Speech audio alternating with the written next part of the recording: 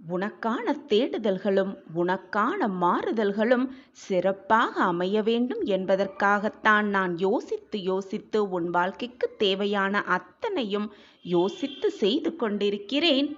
அதனால்தான் இத்தனை நாட்களாக அதையெல்லாம் தாமதப்படுத்திவிட்டு உனக்கான சிறப்பான நேரம் வரும் வரை காத்து கொண்டிருந்தேன்.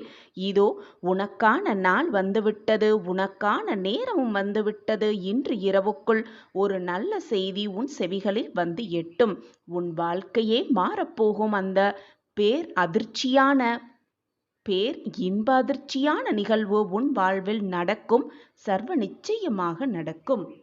உன் மனமானது சஞ்சலமில்லாமல், உன் புத்தியானது என்னை முழுவதுமாக நம்பி என்னை நாடி வந்தால் உன் வாழ்க்கையில் நான் நல்லபடியாக மாற்றியமைப்பேன் என்று அதற்காகத்தான் காத்து கொண்டிருந்தேன்.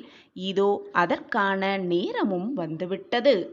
இத்தனை நாட்களாக விதிவசத்தால் உன்னுடைய மனமும் புத்தியும் சஞ்சலப்பட்டு கொண்டு நம் வாழ்க்கையில் நல்லது நடக்குமா, நல்லது நிகழுமா என்று சந்தேகத்தோடு என்னையே கஷ்டத்தோடு பார்த்து கொண்டிருந்தாய்.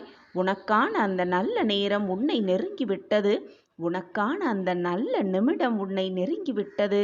இனி உன் வாழ்வில் தொட்டதெல்லாம் துவங்கும். நீ கேட்டதெல்லாம் கிடைக்கும். உனக்கான நல்ல நிகழ்வு நடந்தே தீரும்.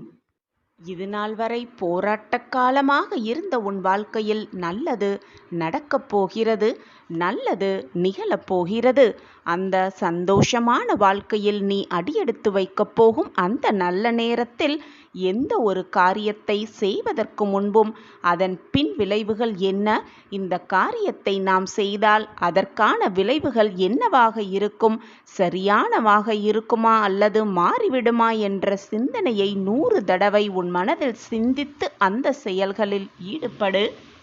ஏனென்றால் ஒரு காரியத்தை செய்வதற்கு முன்பாக பல தடவை யோசித்து அதற்கான பின் விளைவுகள் எப்படி இருக்கும் என்று யோசித்துதான் அந்த காரியத்தில் இறங்க வேண்டும்.